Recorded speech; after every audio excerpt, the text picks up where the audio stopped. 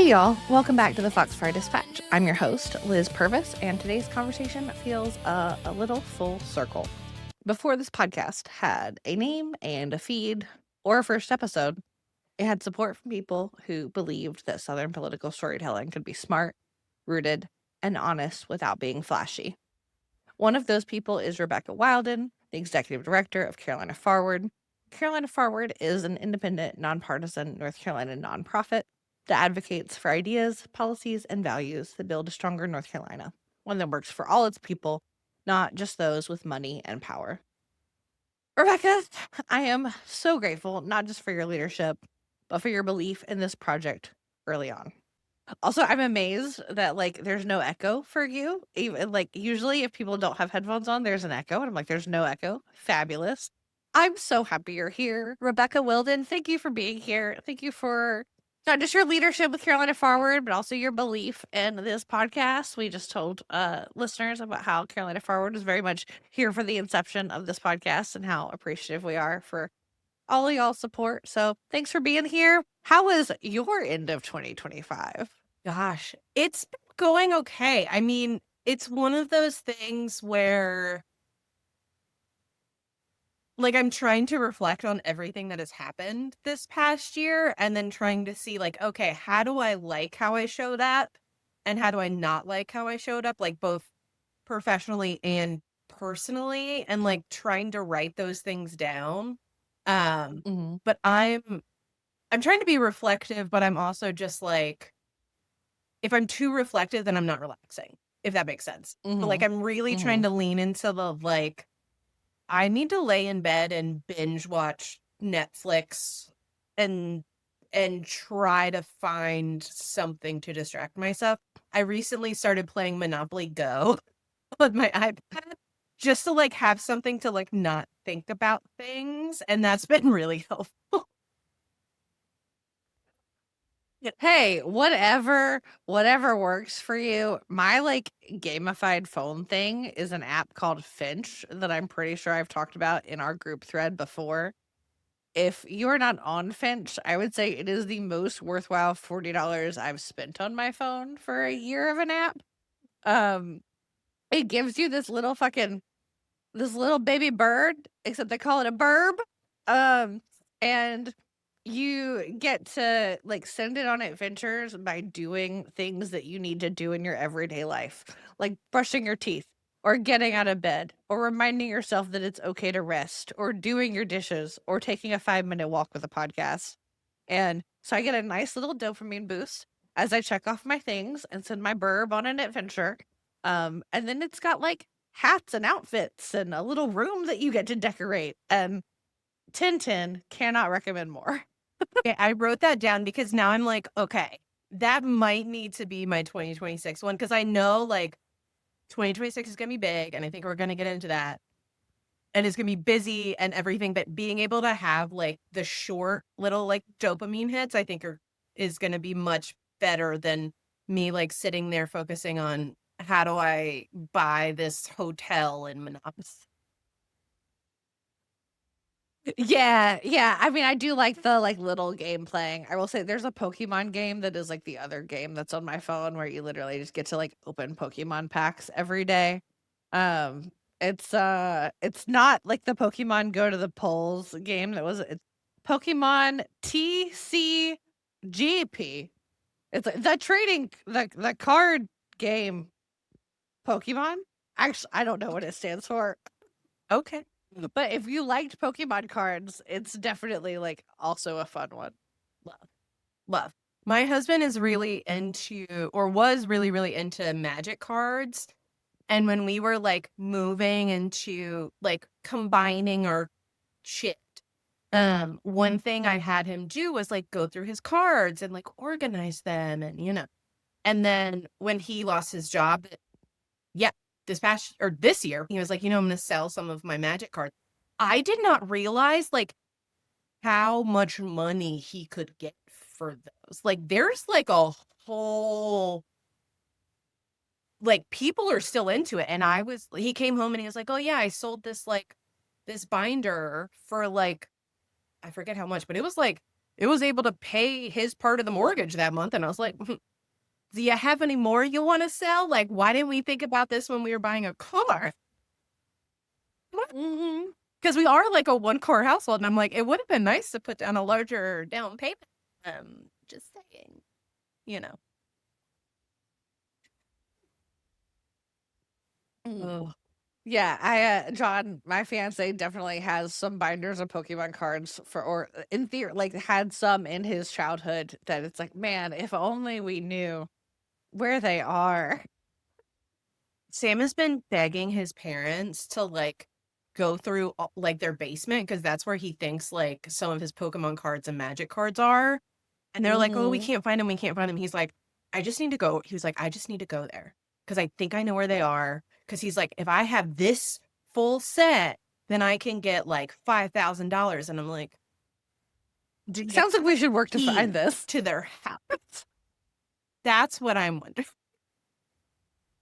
Because I have a key to my no, I have a keypad code to my parents' house, but I don't have a key, and they don't have a keypad. So Mm. I'm like, we need a key to get this to find these damn cards. Oh my god, just let our childhood interests please pay for something in this expensive life we live. Seriously. And I know we're gonna get into that. Goodness. That's fine. Were you I I'm not a huge fan of the word frugal. I heard someone explain how like frugal is What do you can mean? be seen as like a bad word, but like were you really good about like gifting this year of like experiences or like things people need? Because I tried to lean into that. Oh, um, no, I would not say that like frugal or like needs over wants, experiences over physical things was a priority. I think we've been pretty thing heavy. I mean, part of it is, I have a 5-year-old, almost 5-year-old niece. So, she's pretty thing heavy these days in terms of what is an appropriate gift. And also like just honestly, time of flux with the end of the year and I've been like I don't think that there's been enough capital for gifts to really go in heavy on what an experience looks like these days. Um which is more significant by the Airbnb nightly as it, as the years roll on. Oh, yeah. Like, my nephews I have 4 nephews. I try to stick to the parents' Oh. list as, like, close as humanly possible, and then I try and then I do, like, one, like, chaotic gift because I'm an Was idiot. it the little was It was the was stuffed it the dino head, and I was like, "I don't even know if they're gonna like this, but, like, whatever."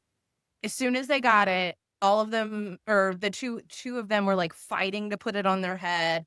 Then my sister wore it for 5 minutes, and then my husband couldn't fit it on his head, but it was, like, a whole thing, and I was like, "Thank God I got this." Like, I was worried because I was like, "Oh, my sister's gonna judge me so hard." And then I was like, "No, this was a good chaotic." I think that was delightful. I also think I would be fully bankrupt if I had 4 nieces and nephews. What I want to do for people, if I had the budget, would be like a 4 things rule. A something you want, something you need, something to wear, something to read. Like I like that a lot. Have not really gotten there in like the gift giving. My niece got a 4-year-old sized motorcycle for Christmas from her paternal grandparents who did not consult her mother. See, I would do that if my sister wouldn't I don't wanna say kill me, I just feel like I would get the evil eye from her for, like, years, and but I would consult her, like, the day before and be like, "So what if I d" And judge from their reaction whether it was a like abort mission situation or a continue as Oh, planned. yeah, because I have threatened to, like so they lost their dog this year, and I've been threatening to, like, get them a gerbil because I know that they don't want another dog right now. I've even said like a fish, and even a fish was like, "Oh hell no, don't you dare get them a fish." So I'm like, "Okay, I can't do pets, but I can do a dinosaur head." So that's what I did. That stuffed dinosaur skull plus spine combination has also been advertised to me on social media, and I'm glad to know that it's It's legit. as delightful as it looks. I don't. Okay, I have a big head, but I don't have like a nog. You know, there are some people that got like noggins, like my husband, and even for my nephew, it was a little small. And I was just like, but I'm just hoping that his brain just has lots of brains in it. And that's just, what it is. He is really smart. He is obsessed with birds. Like, so I did try to find like a bird stuffed skull. Yeah, I started going down a rabbit hole and I couldn't find one. So whatever, it works. I bet they are loving terrorizing each other with it, and you know what? It doesn't go vroom vroom outside, so I think you did great. Good luck to your niece. And I know. My dad was like, "Well, we didn't do this for you, and you still got on the back of a motorcycle as in college." And I was like, "Yeah, exactly. So how much worse?" and also 18. Like, Yeah, that. exactly. It is I was funny, like, like, she doesn't have her learner's permit. Sorry, go it is funny, like, for people that my parents, like, basically, as soon as I turned 18, it was like, or as soon as I graduated from college, I would start telling them stories about the things that I did that I knew that they would be like, "What?" But it's like, I don't live with you anymore. I don't like, you don't help me financially, and then Mm. it's just funny because now they've started telling their stories, and I'm like, "Ooh, I should not have started this." Like, ooh. Yeah, it's fine. I just like that just like triggered like when you said like, well, your dad said like, "Oh, you got on a motorcycle when you were 18." I'm like, I think I got on mine my first motorcycle when I was like 16, 17. No, it was a dirt bike. It wasn't technically a motorcycle. Whatever, close enough. Close enough. It's okay. I called my parents from Italy at 20 and was like, "So, I know it's like 3 a.m. our time, but I did get on the back of a motorcycle and failed to close the safety compartment correctly, and my passport is somewhere on the highway along with my driver's license and also my ticket to get back to London. And Matt's gone to look for it, and we hope he finds it. He found it. He did find all the things, and my debit card was broken, and I had to like figure that out in Europe.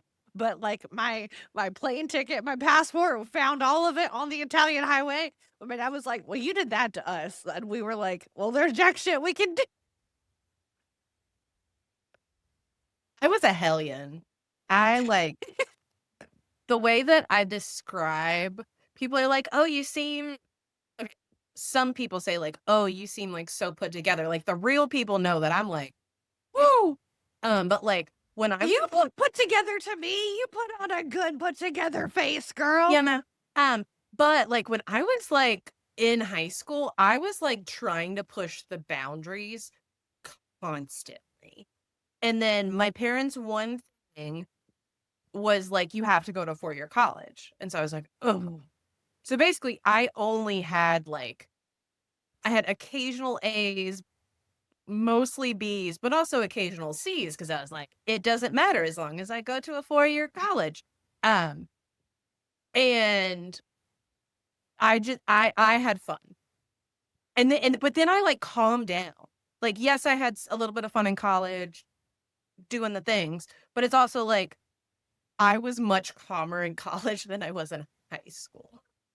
Where did you go? Did you stay in North Carolina for undergrad, or were Yeah, I went to Appalachian State and Boone, and really I followed my brother there because he was a senior when I was a freshman, and I was very much like, I don't want to go too far from home.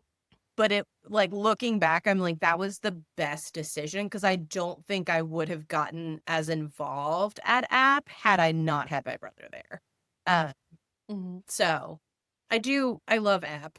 I miss it, but it's fun to visit, but I am very jealous because now they have a Waffle House, and I'm like, no, I had to wait for 45 minutes in the cookout drive-through or walking up to for my late night snacks, and y'all just have like a Waffle House. Lucky, like fancy. That's We definitely were cookout girlies at Elon where I did undergrad. We also had a Crazy Fire, which was like, by the pound Mongolian grill. All about that in wait, what those was the name of days. this place? Crazy Fire Mongolian Grill. It closed due to tax fraud a couple of years ago. They weren't paying their bills. Oh, you may have seen a story about this in the news. Um, Awkward. yeah, but no, you could go and it was like, for $4.95 a pound, you could get I mean, a stupid, stupid number. It was so cheap. It was so good. No wonder they couldn't pay their taxes. Text my friend that went to Elon and be like, so Ashley, tell me about this Crazy Fireplace. Hey, if she went prior to like 2016, she 100% knows about Oh it. wait, I think we're right around the same age, so she would have gone in 2008, 2009 ish. So yeah, I'm like 100% positive she knows about this book. Oh my god. Amazing. Yeah, that was a good college food for sure. All right, I'm gonna pivot us because this has been a fun little getting into our conversation. Um, that has taken us to colleges across North Carolina and our holiday plan. And start with Carolina Forward and you. And I know we've talked about like your story a little bit before, but for those who are just tuning in, how'd you end up at Carolina Forward? What's your story? Yeah, so a little bit about me. So I was born in Eastern North Carolina. I grew up in Asheville. As I just mentioned, I went to college in Boone, and I currently live in Charlotte with my dog Sunny and my husband. Um, for over a decade, I've been working in mission-driven roles. So, mostly working for a national environmental organization. And so I feel like North Carolina specifically is at a very critical moment, and that's why I'm so excited to kind of have shifted to just state level work. And so I come to Carolina Forward with a lot of experience in organizing and change leadership and nonprofit management. I successfully co-led two coalitions bringing big money out of politics and to pass a massive uh, aggressive clean energy bill in the District of Columbia. And then I kind of transitioned with the same organization, the Sierra Club, into more of a policy role on transportation and smart growth initiatives. And I collaborated in states across the country. And it was incredibly fun. And I realized how much I liked both the organizing and policy work kind of combined into that.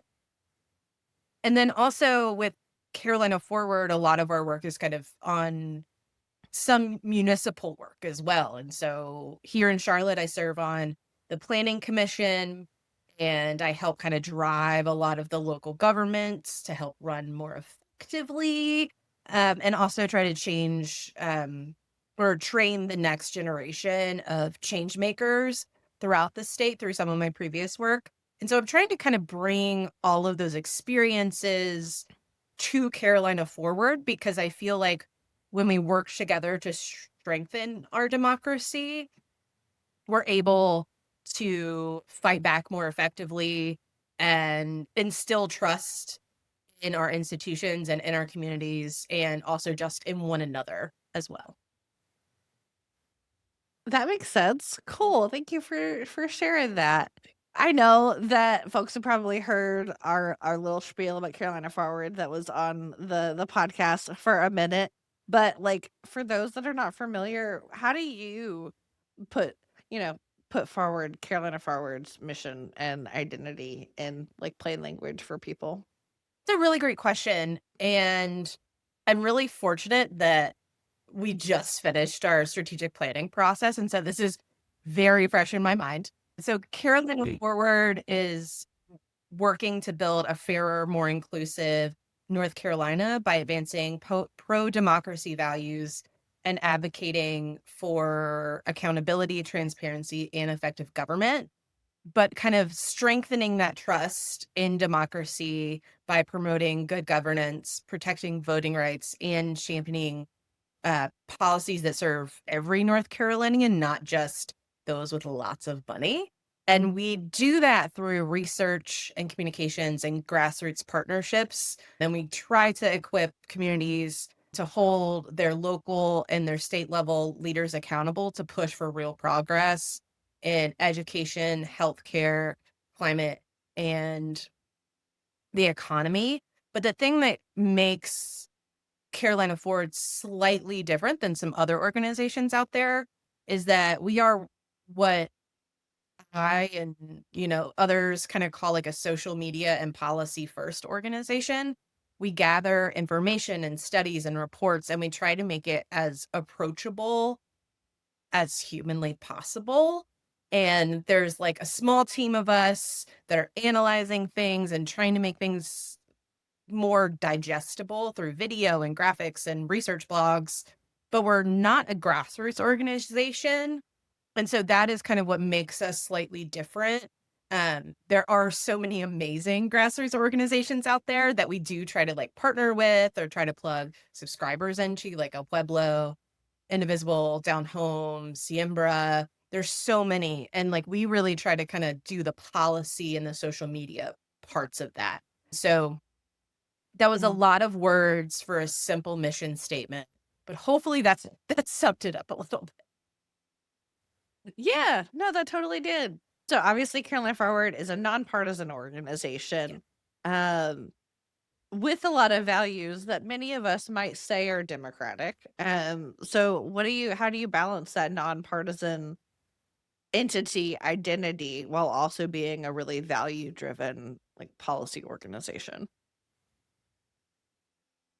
Think balancing values and principles that uphold your mission if you're an organization while remaining independent from political parties or from candidates. So nonpartisanship basically means like not being totally beholden to a political party and not being silent on core issues.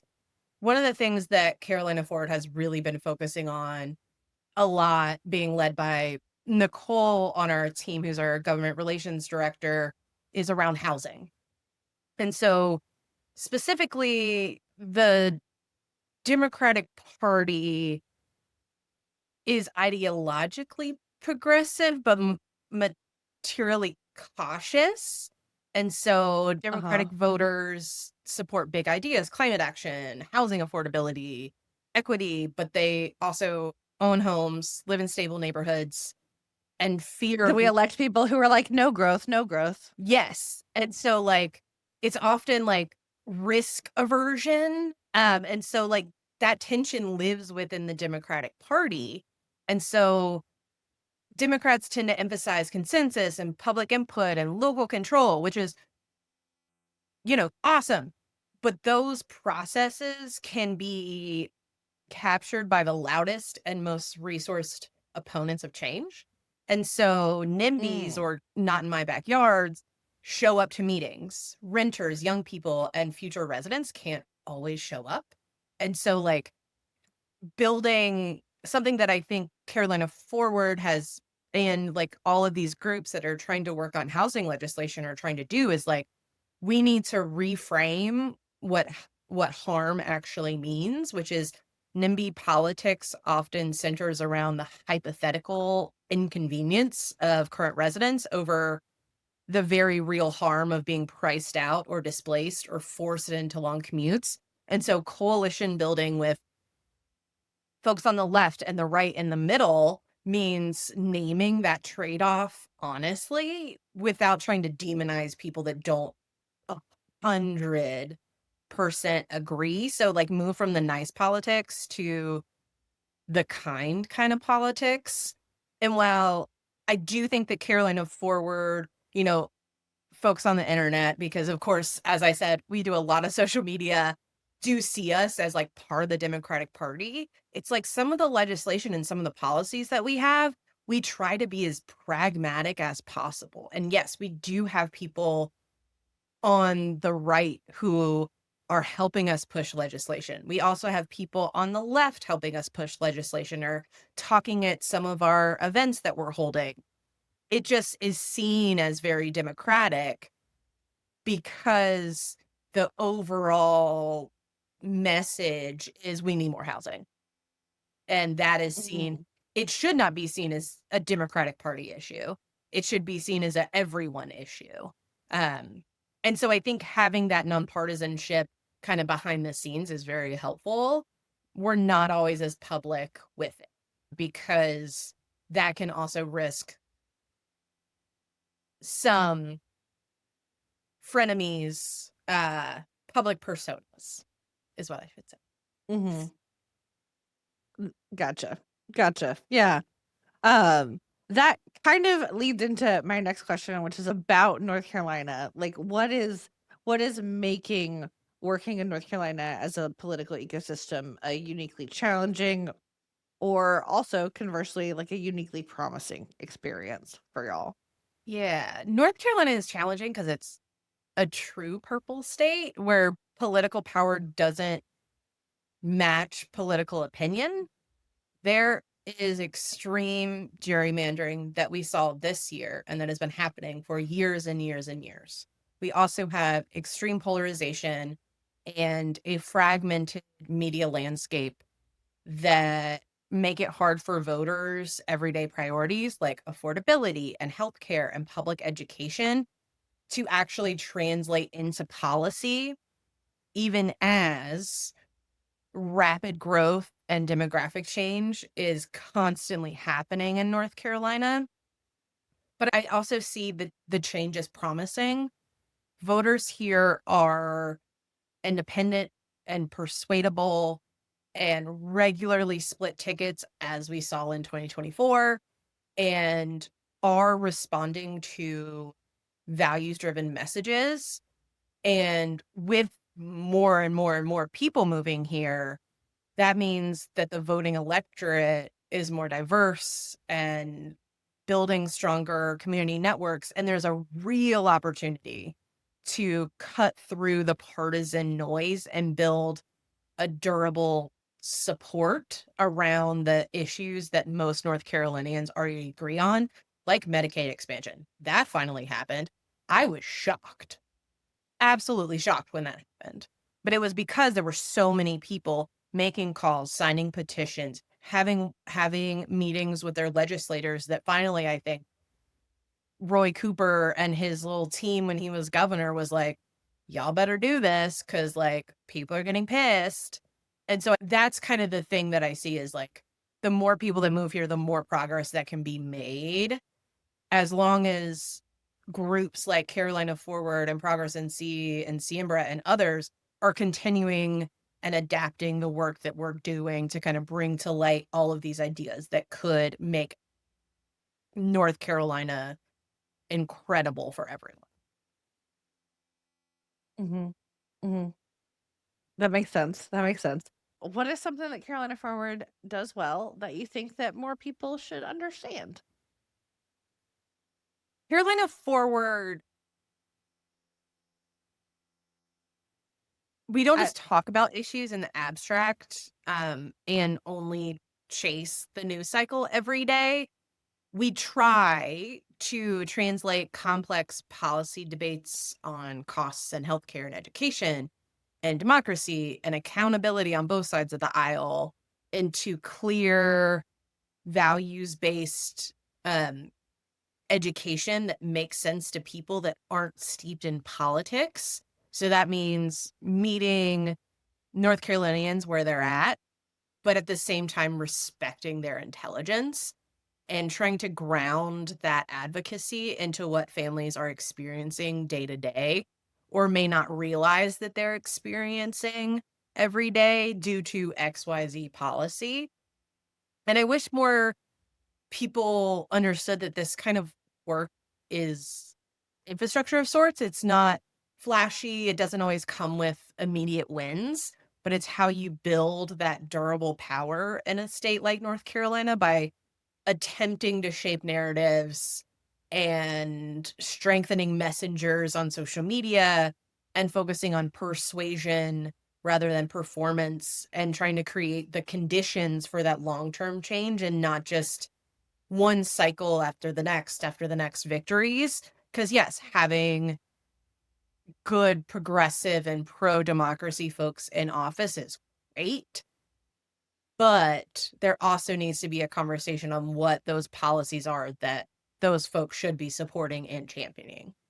And if the infrastructure disappears every odd year, then how are we building and what are we building towards?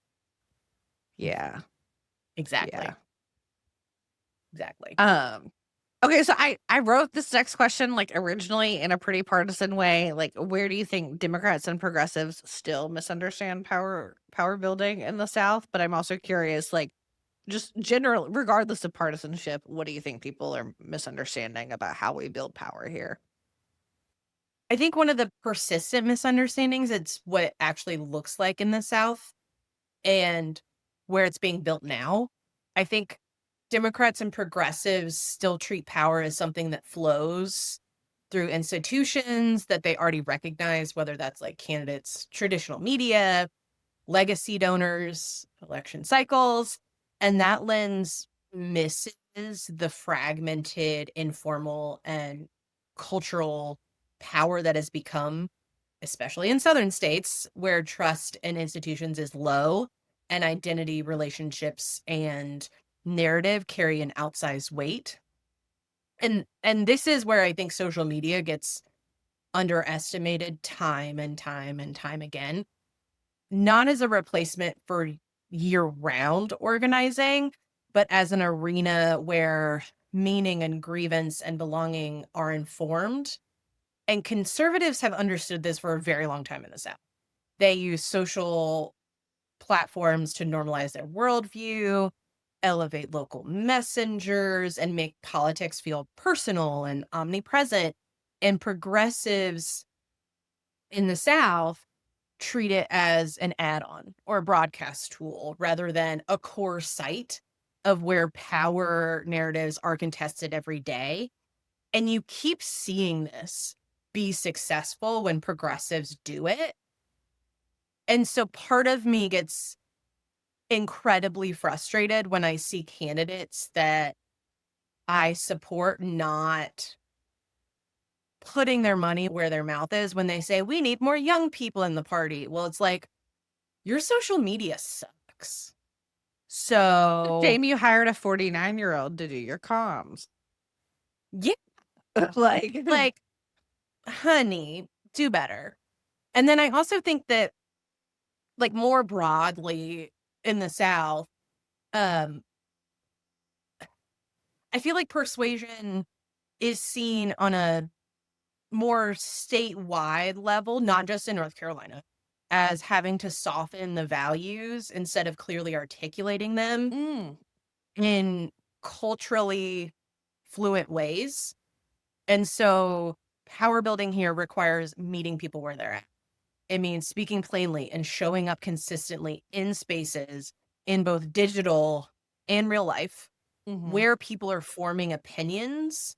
Until that is fully understood, a lot of potential power will keep going untapped. And this is where I'm going to make a slight little plug, slight plug. But this is part of the reason why Carolina Forward and the Find Lost Fund teamed up to launch Influence and See is to train people and elected officials on how to effectively use social media to communicate with their constituents and their communities to continue building on that foundation that North Carolina specifically so desperately needs. And there are groups like Carolina Forward and Progress NC and Beacon Media and Cardinal and Pine that have been doing storytelling for years.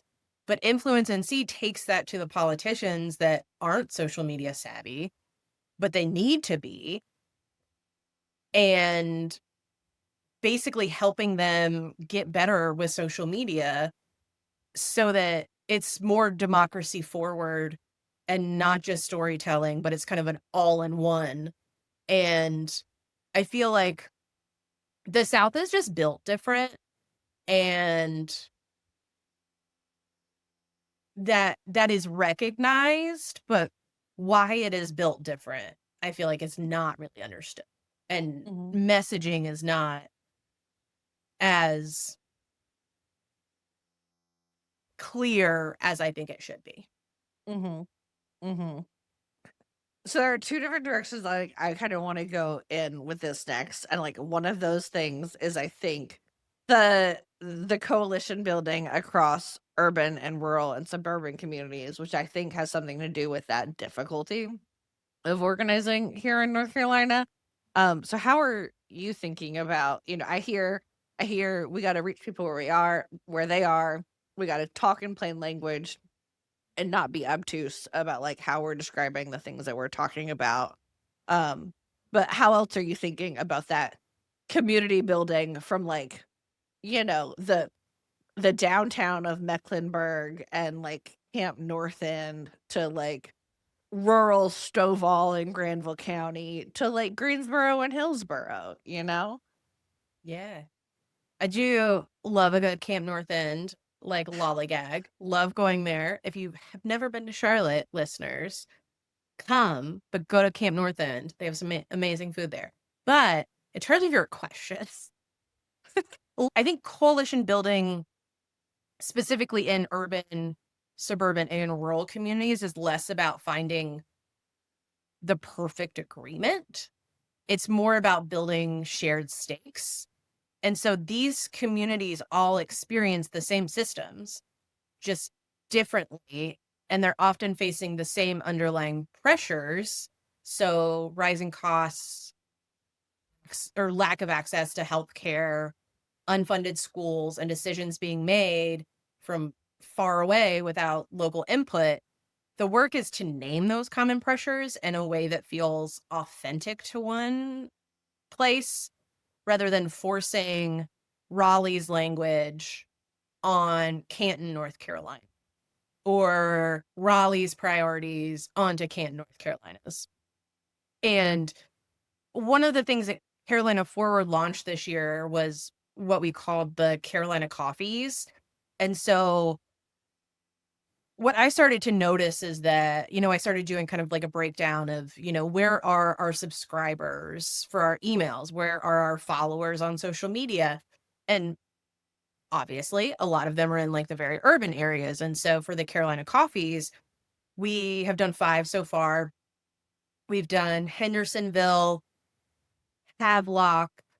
We did do Winston just because we did have an ask to come to Winston. And we've done a couple of other places. But really, what we're doing is I am sitting there with like a fellow board member um or an elected official that we've, featured in one of our videos or is kind of like in our network.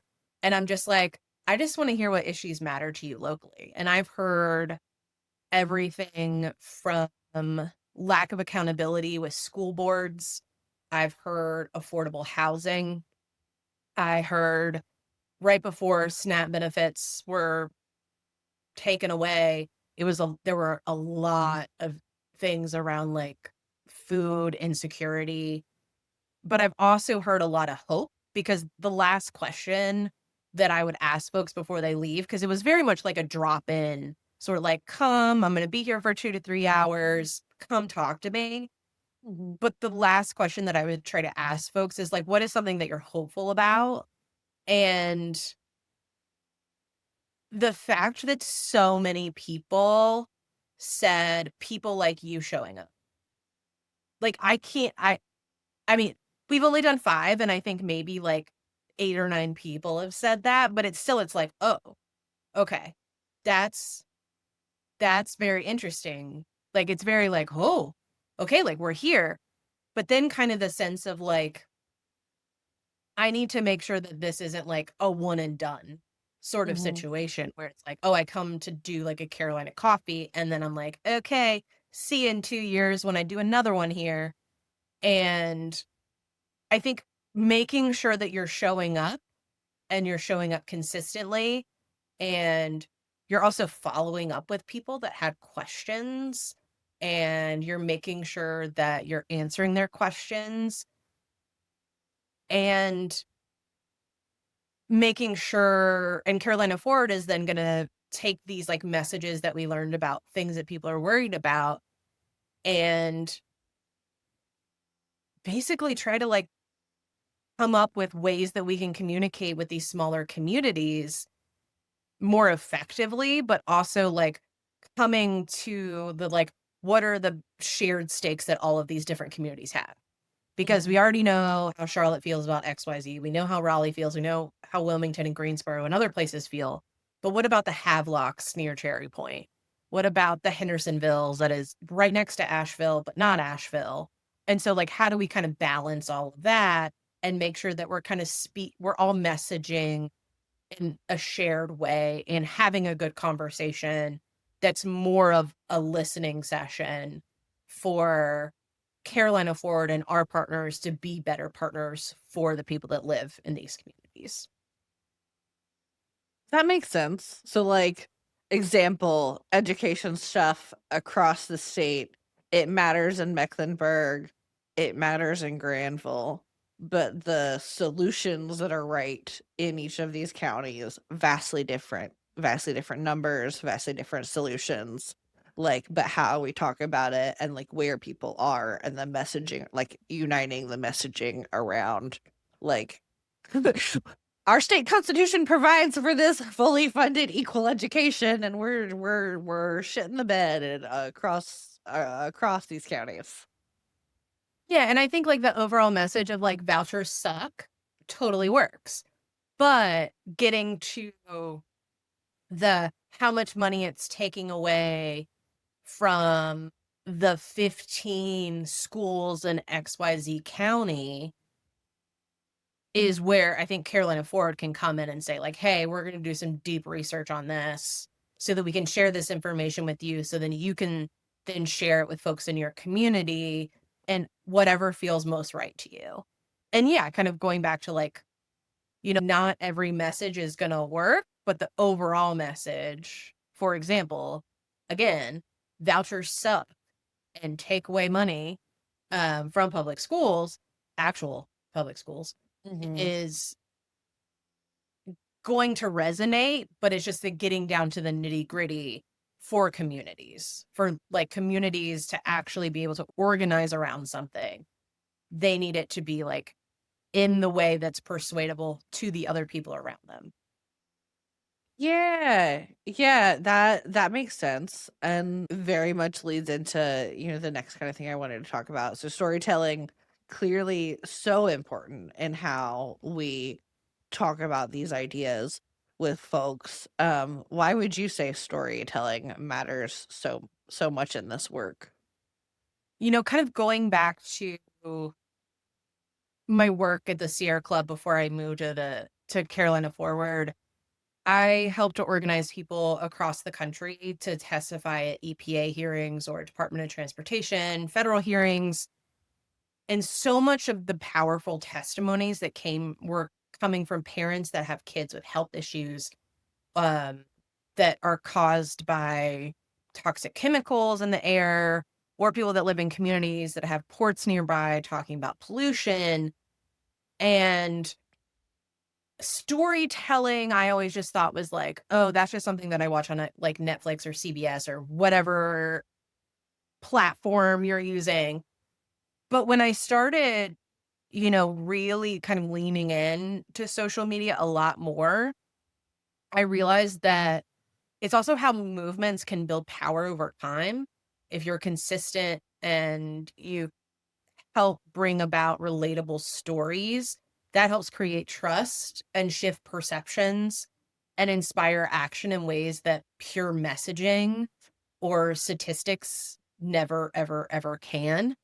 And without stories, even the best policies struggle to gain traction.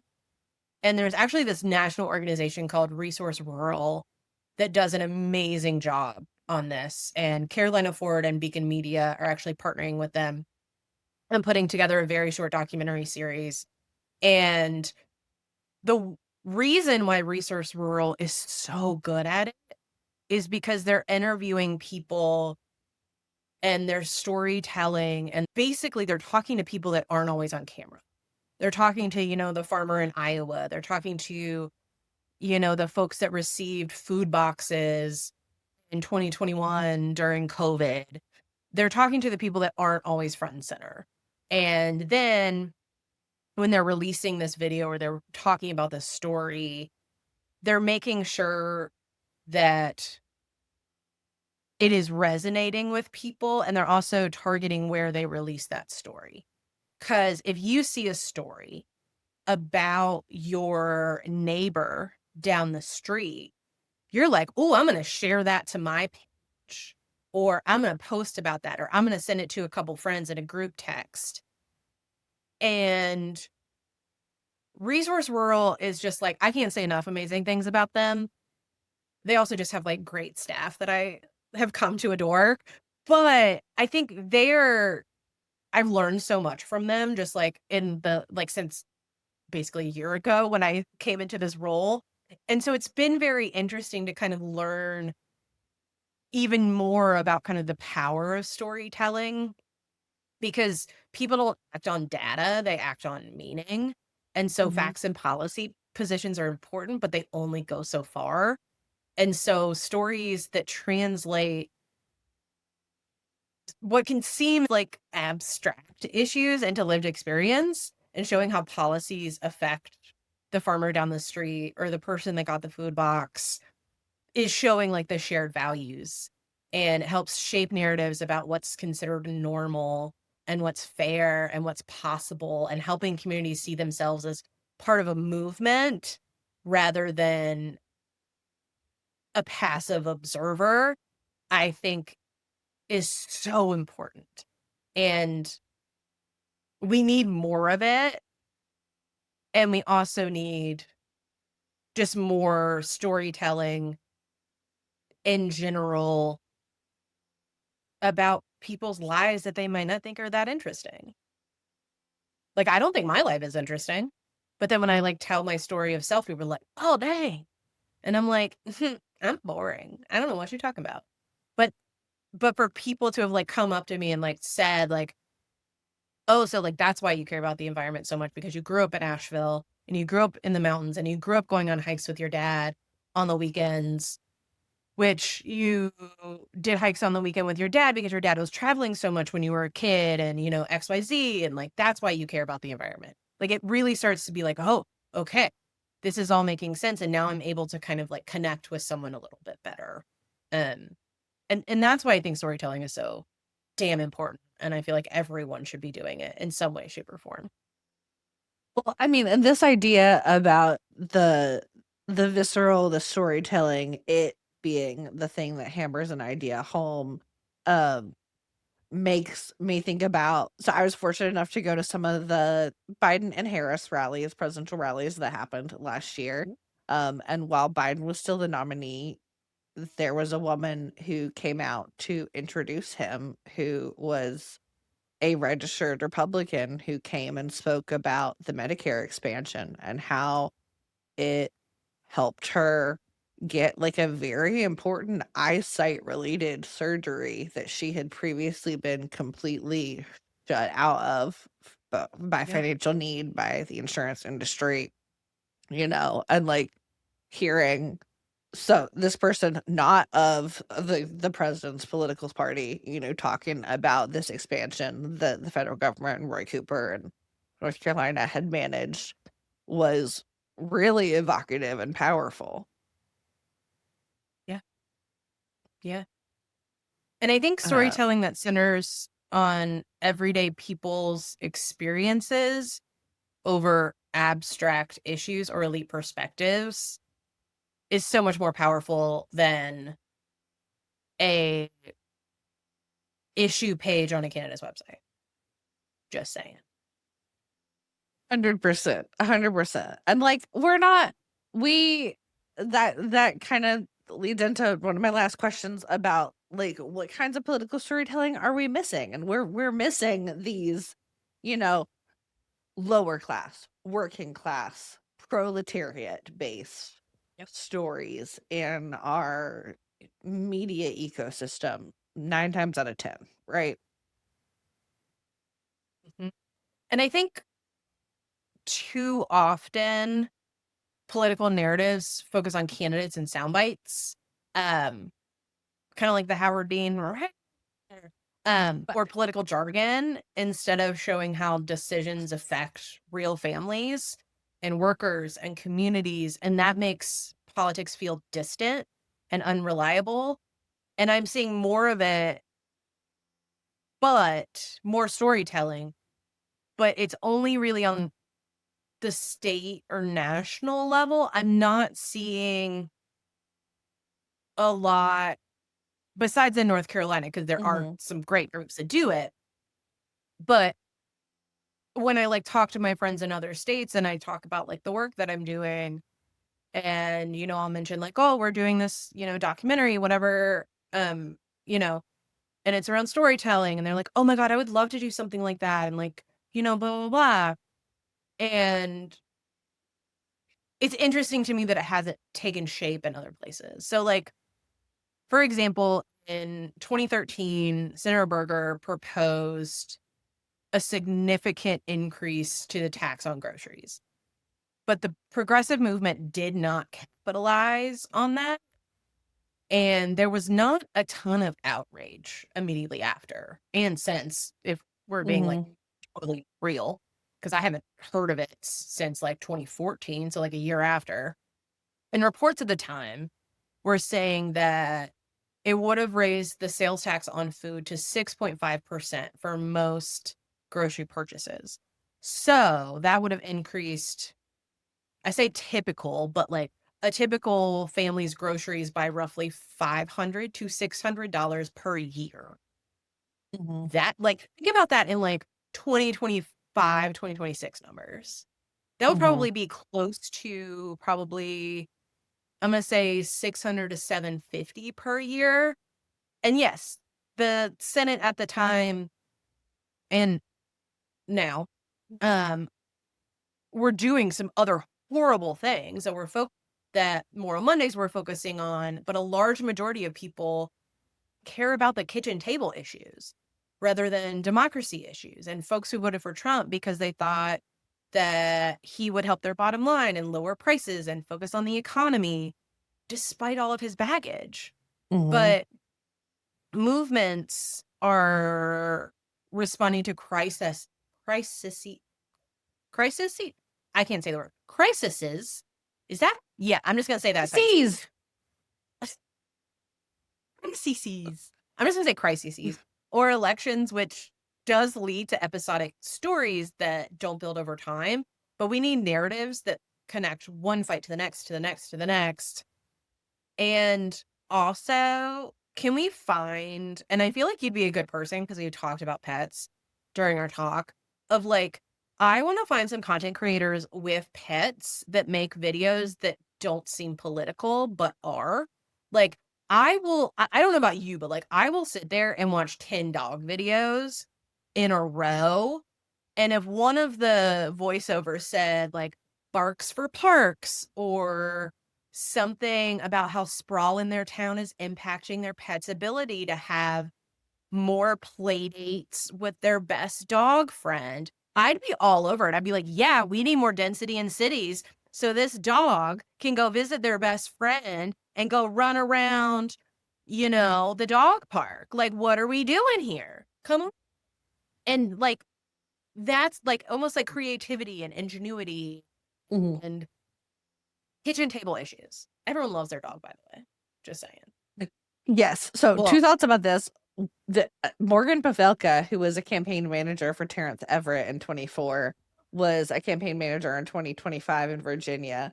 and she was doing something with her campaign, her principal's dog and social, Right? and like them going out for walks, doing policy stuff, and it was it was great content. So there's idea number one. Idea number two is we got to get Park Inglefield on this Barks for Park shit, because that is a great, like, that's a great phrase. Right? Well, and like there are those and then there are some accounts that do this, but they're not like North Carolina based. So like We Rate Dogs, Mhm. if you go back through their videos, especially, like about some of like the international dogs that they feature, you will see Mhm. some that are like talking about like very political things that are happening across the world and saying like, "Oh, this dog was rescued in Ukraine and it, like all of these things." And I'm like, that was political. But I doubt 80% of the people realize that that dog that was just featured was political. Mhm. And that was chosen to be political. I Just saying. fully agree with you that we need some more pet content in our intentional political world. I will say, whenever Senator Terrence Everett get blessed by the cat distribution system with kittens, it's always like a peak moment of content for him. Really enjoy it. We should bless Leader Batch or somebody else with the kitty distribution system and make content. Okay. I mean, I have a few people that would totally do like that are friends with both Sydney and Terrence, and I'd be like, go put a pet, like go put a really cute kitten on their porch. Like Partner just with do it. your local county animal shelter. Be like, we're gonna get a couple kittens adopted real quick. We just need to borrow some kittens for a little while. And I don't see what the problem is. And also like my dream, I'm gonna try to convince my board to do this at some point, the Carolina Forward Board. But like, can we sponsor a day at like an animal shelter to be like all adoptions are free for this day? Like oh, I at, love at that. one in Mhm. like in some like kind of like rural county or somewhere where it might be That could really use like the help to incentivize the shelters are full, free the yeah, absolutely. I I'm gonna do it. I'm gonna text our board after to be like, hey guys, I'm doing this. Because as a woman in like a leadership position, I have learned that you have to ask for forgiveness and not permission for something. Well, for a lot of things. And so I Huh? feel like this would be a moment that I would just be like, hey, so we're doing it. Well, if you want to partner with the Greenville County Animal Shelter, I know one of our Democratic county commissioners is on the board, and they're great. So, and sometimes the shelter is full and it's a rural shelter. So, just putting it out there. I'm writing it down. Animal shelter. Greenville County Animal Shelter. Okay. I'm putting a star next to it too. Here we go. Yay. I'm gonna make it happen. Because yeah, I mean, I do think even getting some of our electeds to go to their local county's animal shelter and doing content, like even not like you said, not political content, like, hey, this is Ava the puppy. I just met Ava the puppy. Ava the puppy's having a great time. You might also like Ava the puppy if X, Y, and Z, I would also watch shit into those videos. Why not? Yeah, I feel like we could come up with like other slogans for dogs. Like obviously barks for parks, number one. For wags for Whilden. Ooh, see, if I ever ran for office, I'd totally do a wags for Whilden event. I'd totally do it. And it would just be like a dog event. Also, oh my god, I'm gonna have to. So it's Whilden, not Wilden, because I've been seeing your name written down, and I think I've said it wrong the whole damn time. I'm sorry. Honestly, if you did, I'm so used to it that it doesn't matter. Well, now I If we're know, and I being will fix it. You know. So we'll fix it in post. Fabulous. Okay, I'll do one more question and then we'll go to our this or that because we're about around time for episode 1. What is keeping you hopeful right now? Ooh. I would say my 4 nephews and my 4 goddaughters and my 1 godson. And while sometimes they cause a lot of mayhem, when I'm with them, I kind of remember the innocence of being a child and imagining what I wanted to be when I got older and how I wanted to eat nachos every day when I became an adult. Um, but professionally, I found an amazing group of women that cheer you on and challenge your perspectives on things, whether that's like work stuff or personal stuff. And I had been searching for that kind of community without realizing that I had been searching for it. I literally stumbled upon it after starting at Carolina Forward, and it's made up of like people in the political realm and people, leaders at organizations, and a bunch of creatives. And I kind of see myself at kind of like the kind of intersection of all of those kind of groups of folks. And so that group of women, like, there have been times where like the group chat will pop up and I'll be like, oh my God, I needed to see this. Like, thank you for sharing this today. Whether it was like inspirational or just like a super funny text, and you're like, I needed that. Um, but I think it's really just like having the community around me that either believes in me, is going to challenge me in a good way, or it's just like my partner and needing to buy enough dog treats for my dog. So I have to keep working. That is relatable. I can definitely relate to that. Um, all right. That has been super fun. I love learning more about you and about Carolina Forward. Let's do a lightning round of this or that, which I try to play with most of our guests. If you were gonna pick a cookout side, are you picking hush puppies? Are you picking Cajun fries? Cajun fries. Are you writing long strategy memos or going on gut instinct on the fly? Strategy memos. I'm the worst. That's that's hilarious. So early voting or election day energy?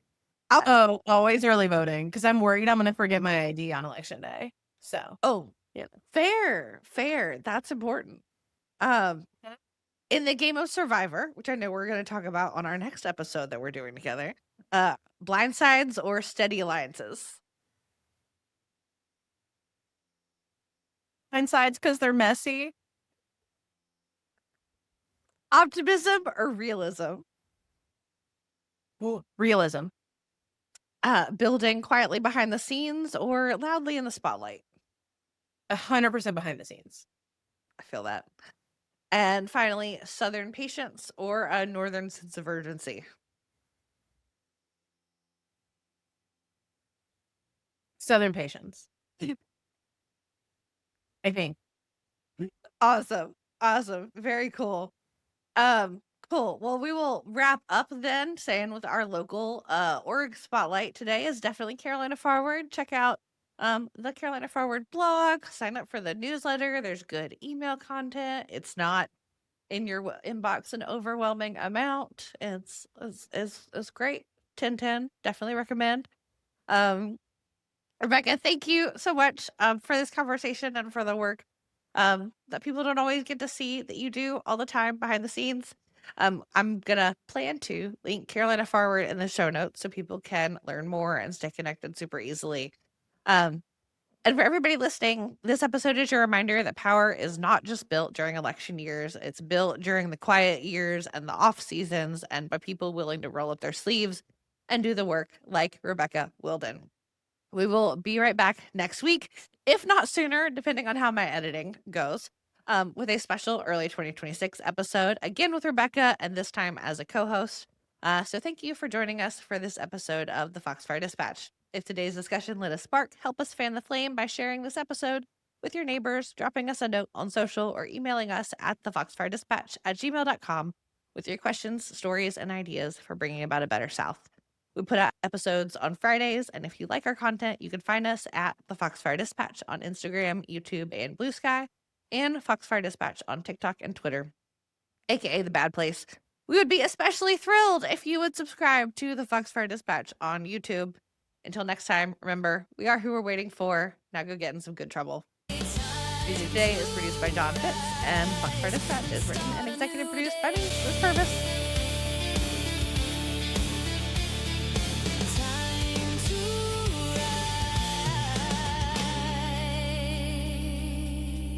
rise and start a new day.